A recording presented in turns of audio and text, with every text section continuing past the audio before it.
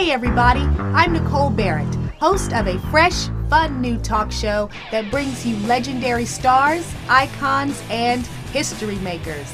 The conversations are spirited and nothing is off limits. It's the Nicole Barrett Show. Hi, I'm Nicole Barrett. I wanted to host a show in which I could feature my all-time favorite legendary stars, historical figures, and icons. First up, the legendary Tippi Hedren. She's one of my all-time favorite leading ladies, and when she invited me to her wildlife preserve in California, she allowed me to bring the cameras in with me. And here is your chance to see what is rarely seen to the public, a closer look into the life of Tippi Hedren.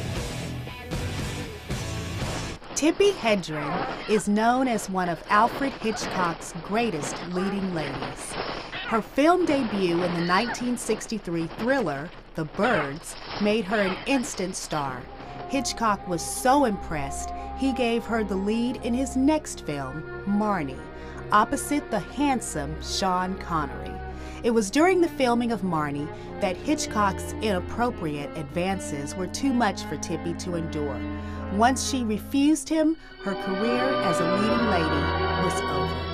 HBO recently told the story in the TV film The Girl, starring Sienna Miller as Tippi Hedren.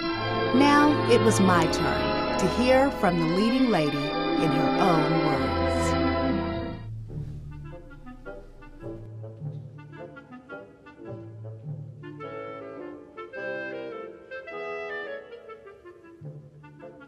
I want to know about the whole Hitchcock experience, but let's start with when you became an actress to begin with. You were a model first, and then? I had done a commercial for a pet milk product called Sego, S-E-G-O. It was a diet drink. I think I weighed all of 100 pounds when I did the commercial. And anyway, Hitchcock and his wife apparently saw the commercial, or I guess Alma did, and said, "Look at that girl." And Hitch contacted Universal and to the executives there and said, "Find the girl." The girl. The girl. And he did, and you know, it really changed my life. Most definitely, Yeah, most definitely. And there was that attic scene, and watching you, and the birds were flying. And I remember when I had you on my radio show in May, and you told me the story that you thought those were mechanical birds. They told me that they were going to use mechanical birds, and they all lied to me. They all, including Mr. Hitchcock. Oh, he was the instigator of the lie. Of course. But it was, I don't know, maybe it was better to not tell me that they were going to use the real birds. Well, your reaction was certainly real. That's for sure. Well, a lot of it's acting, too. I mean, because I wasn't afraid of the animals or the birds. I was not. But it was for constant, for a week, having these birds hurled at me was exhausting. Now, weren't you injured from that, too? Didn't they injure you? A little bit. Nothing serious. Nothing serious. But it was scary because one of the claws got very close to my eye. And that was when I just said, that's enough. I'm done. I don't care if you're finished or not, I'm done. And how I got through that weekend, I don't know. I remember I was taking care of Melanie, and how I did that, I don't know. And I drove. I don't remember driving to the studio Monday morning. When I got into my gorgeous dressing room, I laid down on the chaise, and my makeup man couldn't wake me. My hairdresser couldn't wake me. And when I did wake up, I was lying fully clothed on my bed at home. Oh, wow. Yeah, and the doctor said, Mr. Hitchcock, she has to have a week's rest. And he said, well, we can't. We have nothing else to shoot but her. And if you look at the movie, there aren't many scenes I'm not in. That's true. That's true. So anyway, Hitch said, you know, we have to have her. And the doctor said, are you trying to kill her? In all seriousness, he said that. But it didn't matter. Did you get the week off? I did. You did get the week off? I did. Okay. Now, how long did it take to shoot the birds? How long? It was almost 6 months. 6 months of shooting. Okay, so after that film was completed and that experience was over, did you plan on working with Mr. Hitchcock again immediately, or how did it come that you ended up doing Marnie? Well, first of all, I was under contract to Okay, Hitchcock. you were under contract. Yes, I was under contract. And I was told in the middle of The Birds that I would be playing Marnie. Grace Kelly had to turn it down. And I understand because she was married to Prince Rainier at the time, and he didn't want her working anymore. Well, not only that, the people of Monaco did not want her playing a thief, a liar, a cheat. None of those things. And, Marnie really wasn't that bad. She was misunderstood. That's what I saw her. No, you know what it was? She had had a horrifically Yes. traumatic experience Yes. that was not dealt with at the time of the incident, and that's what. The movie wasn't a success because people didn't understand, even in the early 70s, what this problem was. They do now because psychiatrists and psychologists will always say, deal with that trauma right now, so that it won't, because you never know how it's going to manifest itself as in the adult life of that person. I'll never forget that line, that scene in which Sean Connery takes you to confront her, and I mean, that was just beautiful work, honey, beautiful work. And while we're on the subject of Marnie and Sean Connery, the chemistry between the two of you was just magnanimous on screen. So of course, I have to ask, it's just you and me. Did that chemistry ever twinkle off camera? Well, you know, when Hitchcock said, because he had looked at every actor in Hollywood for the role of Mark Rutland, and he couldn't find one. And he finally said, I found your Marnie, your Mark Rutland. I said, great, who is it? And he said, Sean Connery. I said, Sean Connery, Mr. Hitchcock, are you aware of the fact that Marnie is so frigid that she screams if a man comes near her? Now, how am I supposed to handle that? Knowing that he is right now on Time magazine as the sexiest man in the world. Just got out of Dr. No. It could melt the iciest of blondes. How am I supposed to handle this? And he said, it's called acting, my dear. I must say. In answer to your question, no, I didn't have any kind of, because, you know, once you have an affair with anybody, it shows in your eyes. Really? And I respected this role so much that I didn't even consider it. Not even consider it. That is so good to know. It shows in your eyes. And it does, and you know that. That's why I always wear shades. No, I'm just kidding. Now, tell me about your relationship with Mrs. Hitchcock, because she seems to have had a very pivotal role in his business, in his career, but she also seemed to be aware of, I guess, his fancies, if you will. I mean, it was just one blonde after another. And I've heard many people say, and even people in the industry, and I don't know if you agree with this or not, but I've heard people say that he was trying to replace Grace Kelly with you. He was in love with her. I don't know whether he was trying to replace. I don't think you can replace anybody with somebody. Well, you can't, but I mean, we're talking about Hitchcock here. Logic doesn't enter into the equation. But I will tell you that I am not the first one this has happened to in the history of Alfred Hitchcock. I know of two women who got pregnant to get out of their contracts. Another one, he did the same thing. He was going to ruin her career, so she got out, but she had to change her name. You know, so you know this is this was during the studio system, and it was common that this sort of thing happened all the time, and. It's also common knowledge that many actresses slept their way through in order to become a star and that sort of thing. Well, that didn't appeal to me. Known as the casting couch. Yes. one of the most appalling moments in the film is when he tells you that he wanted you to make yourself available to him sexually. And you're standing there in his office and you're looking at him and he says that to you. I mean, what went through your mind? I mean, well, it was just an automatic, I've got to get out and right now. Yeah. And that's what I said. I said, I have to get out of this, and when we finish Marnie, I want to get out of the contract. And he said, well, you can't. You have your little girl to support. You have your parents are getting older, and I said none of them would want me to be in a situation in which I'm not happy, and I want to get out. He said, I'll ruin your career. And he did. He ruined my career. He kept paying me my $600 a week. I made all that money. You know what? It's gone. I hear you. So anyway, for a couple of years, I really did hardly anything. And finally, he gave the contract over to Universal, and they approached me with a television show that I didn't think I was right for. And they said, well, if you don't, you're out of the contract. And I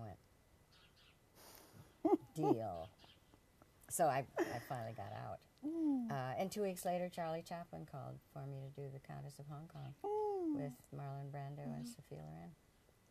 Wow. But he did. He ruined my career, but he didn't ruin my life. There you go. Thank you. This is a magnificent place. Now, I'm from Texas, and I'm used to land, but I've never actually had to step over a tiger to walk into someone's house, but I absolutely love it here. Well, I'm so happy, and we'll go and meet some of them. That'd be great. Do you know each animal out here? Oh, we know all of them. We know all the players. Yes, we do, and they know us. How many do you have on your property? 47 right now. 47. Yes, we haven't had this few a number since the late, I think early 80s. We had 150 big cats all at one time in the late 70s, and of course they live out their lives with us. You know, so, but we have to redo some compounds. And in order to do that, we can't accept any animals until those compounds are done. Because once they're in there, they can't be done. But they're so big that they're costing us $100,000 to do them. You know, so it's, you know, in this economy, it's really difficult. But security is one of the most important issues we deal with. I can imagine. Yes. I can imagine. Yeah, for them and for us. Wow. Well, yeah, I mean, I don't expect that you actually get out there and play with your lions like you do your little baby cats. Well, we used to. Oh, really? Yes. When we first started, we were going to do a movie, and we did it. It's called Roar. And I will give you a copy so that you can see it. Wonderful. And put it up on your site, yeah. Wonderful. Or put parts of it up, whatever. But we knew nothing about, you know, the real personalities of these animals. We didn't know anything. We were going to use Hollywood acting animals, have a 9-month shoot over and out. But because of the situation that we saw in Africa, which prompted us to do this film, was I did 2 films back-to-back in the late 1969 and 1970.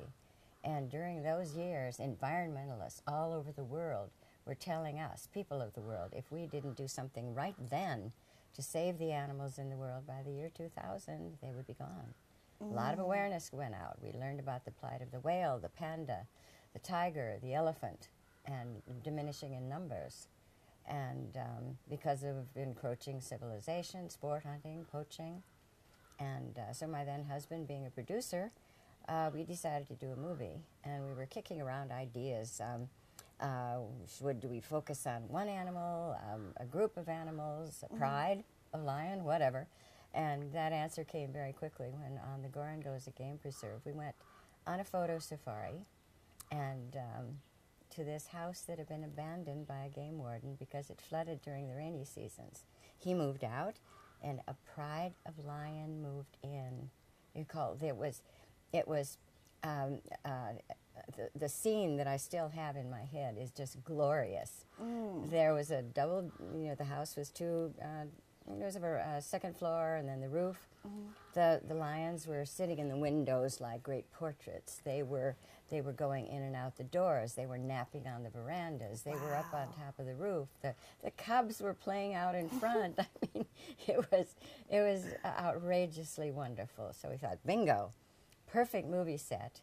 And of course, animals that most people are fascinated with, scared to death of, which is smart, or want to coochie-coo, hug them, and tickle their tummies. Not a good idea. So there must have been, we tried to count them, but it wasn't possible because they were in motion. And we figured there was 25 to 30 lions, the largest pride in all of Africa. Wow. If I promise not to let my head get stuck in a lion's mouth, could I maybe go out? Could you take me on a little tour and show me, you know, some of the animals? I've never seen one. I'll tell you something. You won't have an opportunity to get your head caught in a lion's mouth. We won't let that happen. Welcome to the Shambhala Preserve. Okay, let's take a walk. Okay, let's go over the bridge here. But as I told you, this is the afternoon, and it's always nap time. Two of these tigers were living at a place outside of Riverside. It was the owner had the audacity to call it Tiger Rescue, but he had 90 big cats that he couldn't feed because they were too expensive. So he just throw roadkill over to them. The tigers he had were breeding, and most of the tigers were so undernourished that the cubs were born dead. And when I went out there, I was so disgusted with the place that I called the authorities, and eventually they closed him down. And so then they had to find homes for all of these tigers and lions.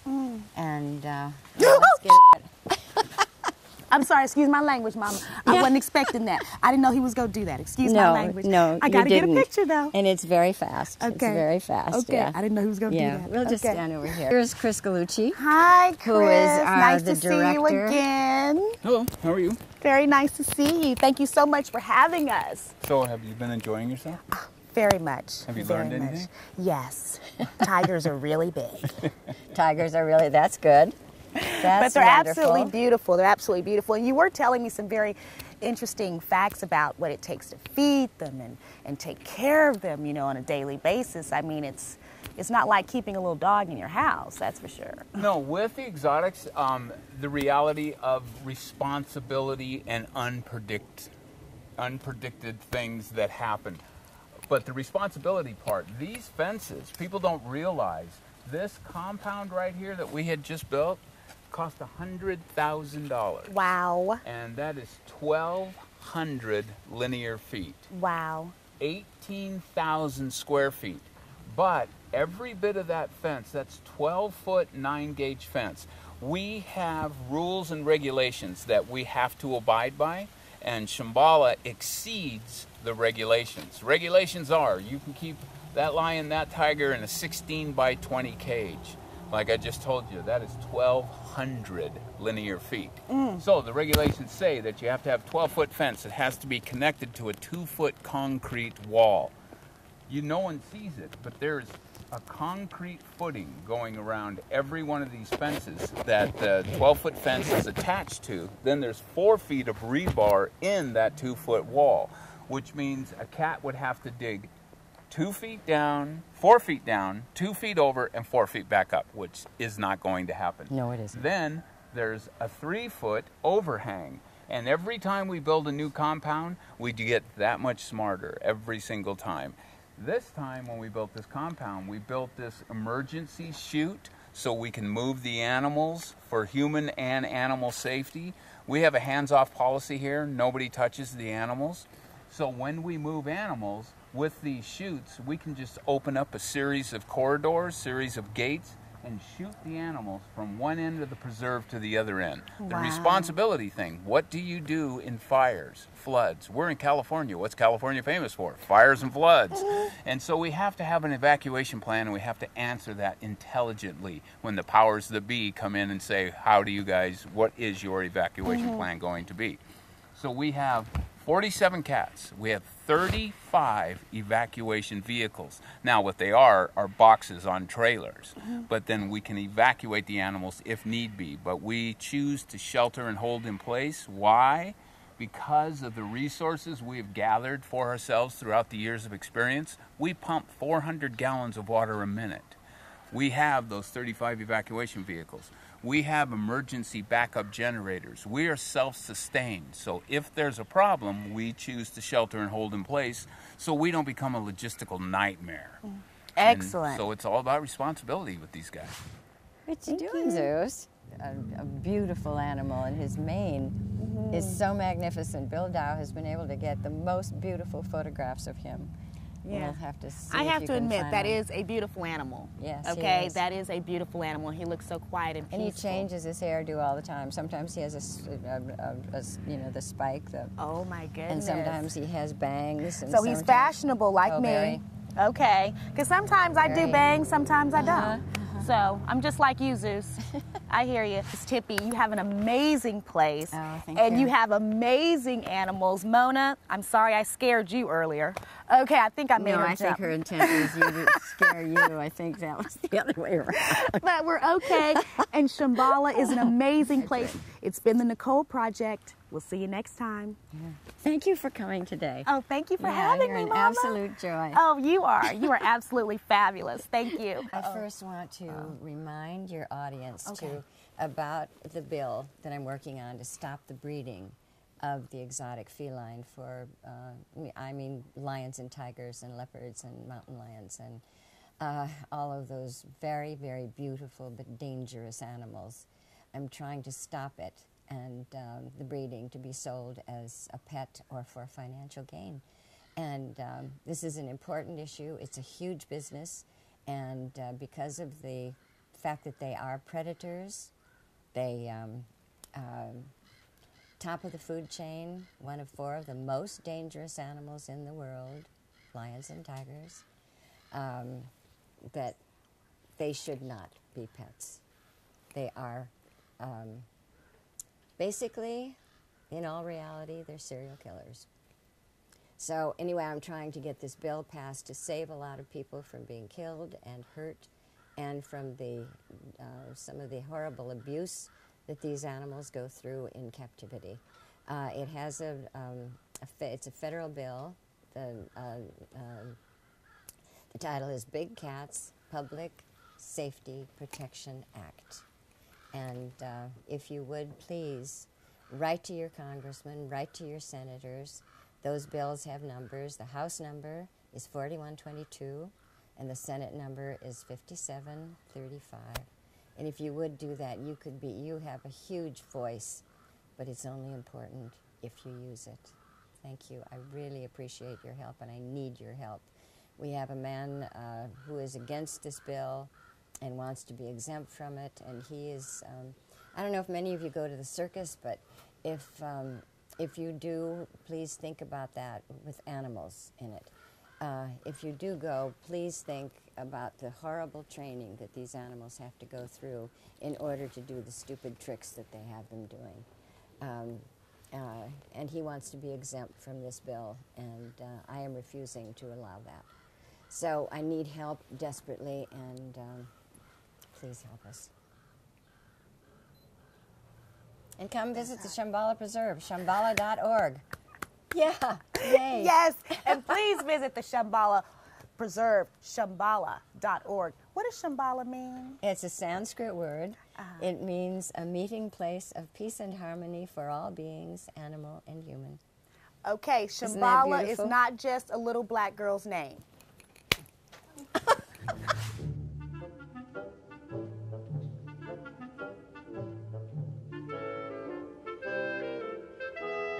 Thanks for joining me. Over the next few weeks, we will be trying some new ideas and, as always, bringing you legendary stars. Please visit my website, www.NicoleBarrettOfficial.com. Find me on Facebook at The Nicole Barrett Show and on Twitter at Ms. Nicole Barrett. And I'll tell you what, Why don't you send me a note on who you would like to see on The Nicole Barrett Show? Can I find your favorite legendary star? You'll just have to stay tuned because you never know who I'm going to meet next. See you next time.